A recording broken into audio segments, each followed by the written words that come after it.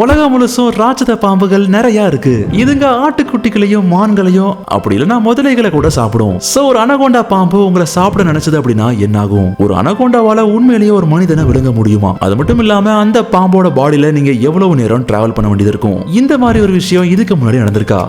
இதுதான் கோட்டு சூட்டு. அண்ட் இதோ உங்களை ஒரு அனகோண்டா பாம்பு விழுங்கிருச்சுன்னா எப்படி இருக்கும்? நீங்க நம்பினாலும் சரி நம்பட்டாலும் சரி 2014 இந்த மாதிரி ஒரு முட்டாள்தனமான அட்டெம்ப்ட ஒருத்தர் பண்ணாரு. அவர் என்ன பண்ணாரு அப்படின்னா ஒரு மிகப்பெரிய பல்கான ஒரு சூட்டை போட்டுக்கிட்டாரு. அந்த சூட் முழுவதும் பன்னியோட ரத்தத்தால கவர் பண்ணப்பட்டிருக்கு. 1 மணி நேரம் கஷ்டப்பட்டு மோப்பம் பிடிச்சு ஒரு அனகோண்டா பாம்பு அவரை முழுசா கவிருச்சு. அவர் சூட் போட்டிருந்ததுனால அனகோண்டா பாம்பால அவரை விழுங்க முடியல. ஆனா முழுசா வளர்ந்த ஒரு நபரை எப்படி ஒரு அனகோண்டா பாம்பால சாப்பிட முடியும்? கிரீன் அனகோண்டா பாம்புகள் பொதுவா 30 அடி வரைக்கும் நீளமா வளரும். அது மட்டும் இல்லாம இதோட வெயிட் எவ்வளவு இருக்கும் அப்படின்னா கிட்டத்தட்ட 225 கிலோ இருக்குன்னு சொல்றாங்க. நீங்க என்ன நினைப்பீங்க அப்படின்னா நீங்க அனகோண்டா பாம்புக்கு ஒரு மிகப்பெரிய விருந்துன்னு நினைப்பீங்க. ஆனா அனகோண்டா பாம்பு சாப்பிடுற ஒரு சின்ன மீலோட வெயிட் எவ்வளவு இருக்கும் அப்படின்னா 18 கேஜிக்கு இருக்கும். அதால வெறும் 18 கேஜிக்கு இருக்கிற ஒரு மீல்ஸ் சாப்பிட்டுட்டு ஒரு வாரமா சும்மா இருக்க முடியும். அதனால உங்களை மாதிரி 45 கிலோக்கு மேல இருக்கிற ஒரு வெயிட்டை சாப்பிட்டுட்டு அதால அவ்வளவு சாட்டிஸ்ஃபைடா உயிர் வாழ முடியாது. நீங்க ரொம்ப உயரமா இருக்கிறதுனாலையும் பிராடா இருக்கிறதுனாலையும் அப்படியே ஒருவேளை அனகோண்டா பாம்பு உங்களை சாப்பிட்டுச்சு அப்படின்னா உங்களை செரிமானம் பண்றதுக்கு சில வாரங்கள் கூட ஆகும். அதனால நீங்க செரிமானம் ஆகி முடிகிற வரைக்கும் அனகோண்டா பாம்பு வேற எதையுமே சாப்பிடாது.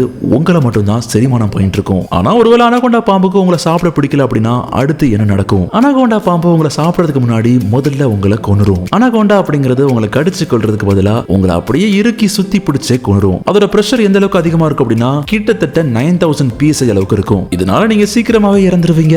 அண்ட் அந்த இடத்துலயே ஷோ முடிஞ்சு போயிடும். அதனால நாம இப்ப என்ன பண்ணலாம் அப்படின்னா நீங்க இதை சர்வை பண்ணி இப்போ உயிரோட இருக்கிறீங்கன்னு கற்பனை பண்ணலாம். அண்ட் இந்த மொத்த ப்ராசஸும் எப்படி நடக்கு அப்படிங்கறத பார்க்கலாம். அனகோண்டா பாம்பு அதோட வாயை ரொம்ப விரிவா திறந்து உங்களை விழுங்க ட்ரை பண்ணும். உங்களை கடிச்சு சாப்பிடுறோம் அப்படின்னு நீங்க worry பண்ண வேண்டாம். ஏன்னா அதுக்கு அவ்வளவு பற்கள் கிடையாது. 2 பற்கள் தான் இருக்கு. அதுவும் இறைய ஹோல்ட் பண்றதுக்காக மட்டும் தான் வளர்ந்துருக்கு. அதிர்ஷ்டவசமா நீங்க கொடுத்து வச்சிருக்கீங்கன்னு தான் சொல்லி ஆகணும். காரணம் என்ன அப்படின்னா அனகோண்டா பாம்புகளுக்கு விஷம் இல்லாததுனால நீங்க இன்னும் உயிரோட தான் இருப்பீங்க.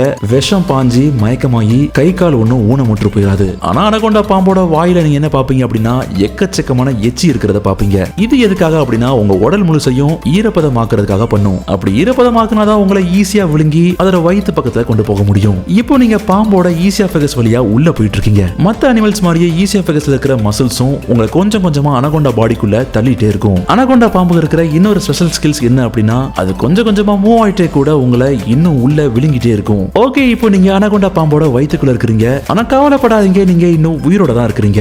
நான் சும்மா ஃபன்னுக்கு தான் சொன்னேன். அனகோண்டாவோட வயிற்றுக்குள்ள பவர்ஃபுல்லான ஆசிட் உருவாகும். இதனால உங்க ஸ்கின் மொத்தமும் எரிஞ்சு சின்ன பின்னமாயிரும். அது மட்டும் இல்லாம உங்களோட எலும்புகள் கூட எரிய ஆரம்பிச்சிடும். இந்த ஆசிட் எந்த அளவுக்கு ஃபாஸ்டா ஒர்க் ஆகும்? ஒரு அனகோண்டாவால ஒரு முதலைய வெறும் 3 நாள்ல மொத்தமா அதோட ஆசிடால எரிச்சிட முடியும். அதுவே உங்களோட பாடியில இருக்கிற ஸ்கின் ரொம்பவே சீக்கிரமா டிசப்பியர் ஆகி மறைஞ்சி சின்ன பின்னமாயிரும் அனகோண்டாவோட ஆசிட்ல. நீங்க இந்த பாம்போட ஸ்மால் இன்டெஸ்டைன் வழியா போகும்போது உங்க பாடி இன்னுமே உடைஞ்சு சுக்குநூறா போக ஆரம்பிச்சிடும். ஏன்னா அனகோண்டா பாம்போட லிவர்லயும் பேங்க்ரியாஸ்லயும் இன்னும் ஸ்ட்ராங்கான ஆசிட் நிறையவே சுரக்கும். இதுல முக்கியமான விஷயம் என்ன அப்படின்னா உங்க பாடியில இருக்கிற எல்லா நகங்களும் முடிகளும் சீக்கிரமாவே டைஜஸ்ட் ஆயிரும். ஒருவேளை நீங்க ஒரு மேஜிக்கலான சூட்டை போட்டுருக்கீங்க, அந்த சூட்டை போட்டுட்டு எப்படியாவது ஆசிட்ல இருந்து தப்பிக்கலாம் நினைக்கிறீங்க.